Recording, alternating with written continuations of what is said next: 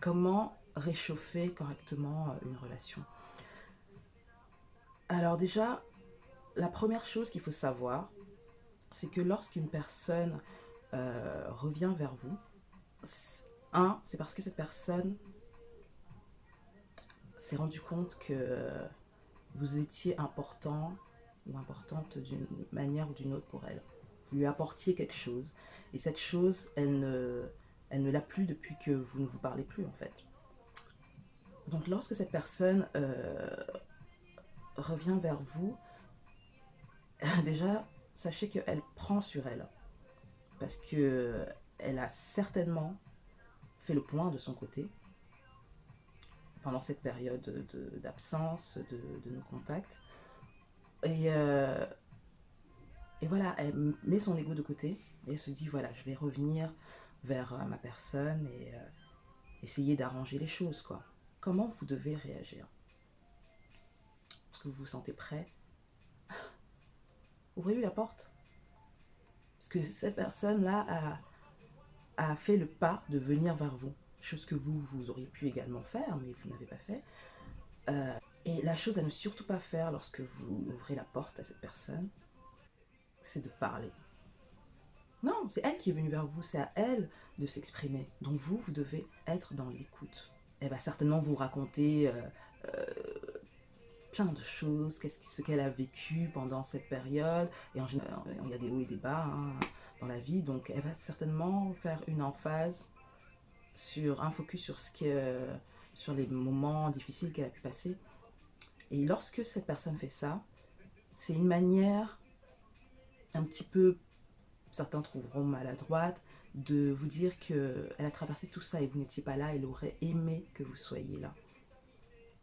Que certainement les choses auraient été différentes, elle aurait géré différemment ses épreuves si vous aviez été là. C'est sa manière à elle de vous dire que vous l'avez manqué pendant cette période.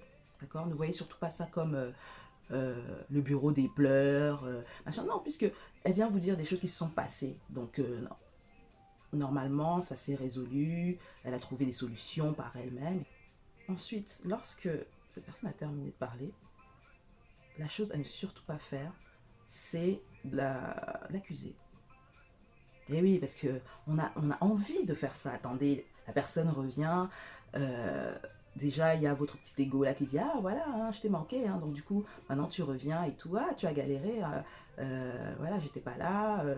Et tu t'es débrouillé comme tu t'es débrouillé. Mais bon, bref, on a ce bête ego là qui commence à travailler en nous et qui nous donne envie de pointer du doigt à l'autre et dire tu vois, tu as fait ça, tu m'as fait ci, tu m'as parlé comme ça, tu as posé telle action qui m'a blessé. Vous avez envie de le dire, mais vous n'avez pas besoin de verbaliser tout ça puisque cette personne qui revient le sait. Elle en a conscience. Si elle n'en avait pas conscience, elle ne serait pas revenue. Hein. Une personne qui n'a pas conscience de ce qu'elle a fait, elle est convaincue que son action était correcte et elle vit sa vie, elle se dit vas-y dégage, je m'en fous de toi et, tout, et voilà, elle continue sa vie. Par contre, ce que vous pouvez faire, c'est lui exprimer en retour l'état d'esprit dans lequel vous êtes au moment où elle vous parle. Ça commence par écoute, merci de me recontacter, ça me touche beaucoup, ça me touche que tu me partages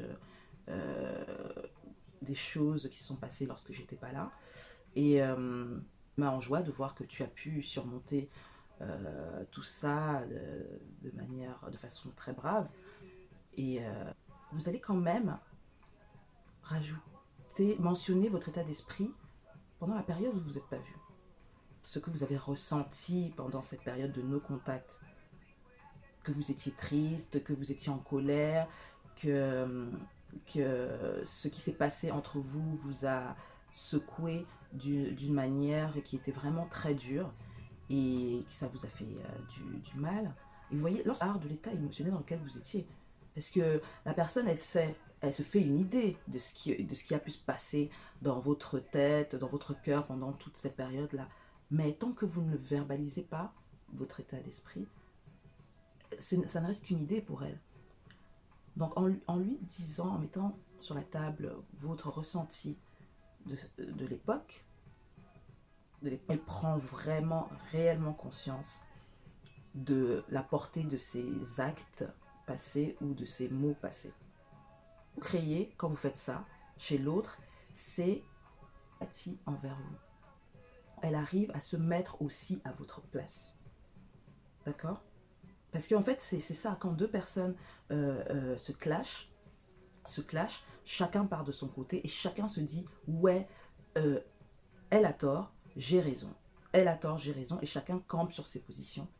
Jusqu'à ce que ce sentiment de manque commence à, de manque de l'autre, hein, bien sûr, commence à se réinstaller en vous. Les conseils que l'autre pouvait vous apporter, les belles paroles que la personne pouvait vous apporter, l'affection qu'elle pouvait vous apporter, les caresses, c'est une chose très belle. C'est un processus qui est vraiment très beau, qui est dur parfois, et qui fait appel à votre empathie, quoi. Hein? Cette discussion, vous rentrez dans une phase d'observation. Parce que c'est bien beau, hein, de venir, de s'excuser, de dire... Enfin, c'est bien beau, mais c'est important, c'est très important.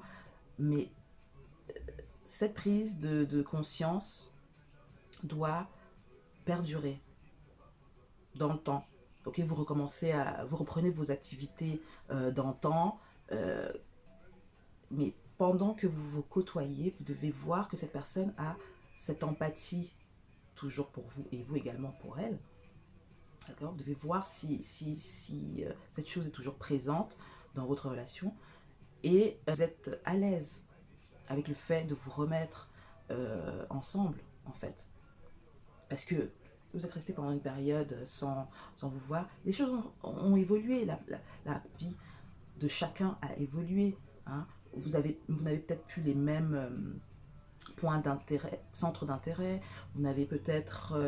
la personne a drastiquement changé, vous avez drastiquement changé. Il faut voir si ces deux nouvelles personnes, ces deux nouvelles versions de vous matchent. Donc ça nécessite d'observer, d'être dans l'écoute et dans l'observation. Et là, vous serez beaucoup plus... vous serez plus porté juste par l'émotion du moment, bien qu'il faille vivre sur le moment, hein, profiter de l'instant présent. Hein, mais vous avez encore quelque chose en vous, au moment des retrouvailles, qui est le passé, dont vous vous souvenez. Vous voyez? Et on ne peut pas changer le passé, mais on peut changer le présent et construire le futur. Donc, il est important d'être en phase, en accord avec ce qui se passe dans le présent. Une fois que vous actez le fait que, bon, ouais, en fait, ça match quand même. La nouvelle Laetitia, la nouvelle Julie, le nouveau Stéphane, le nouveau Cédric, eh ben, il me plaît bien. Voilà, vous pouvez repartir. Et là, vous réchauffez ce plat-là qui était déjà pas mal à l'époque, pas si mal la veille, et qui est encore meilleur aujourd'hui, quoi. Et pas bêtement, juste en vous basant sur les bons moments que vous avez passés avant ensemble, juste en vous basant sur qui était la personne que vous côtoyez avant, parce que il y a de très fortes chances qu'au moment des retrouvailles, après le contact, cette personne ait changé, justement du fait des événements qui sont survenus dans sa vie et de son travail de remise en question de son fonctionnement, de qui elle est. Et donc du coup, ça nécessite un temps d'étude, quoi, si vous voulez. D'accord? C'est comme ça. On se laisse distraire par des choses du passé, hein, qu'on a ressenti, qu'on a vu, qu'on a vécu, et ça brouille un petit peu notre jugement sur le moment présent. D'accord? Donc, regardons nos relations avec beaucoup de clairvoyance, j'ai envie de dire. Voilà.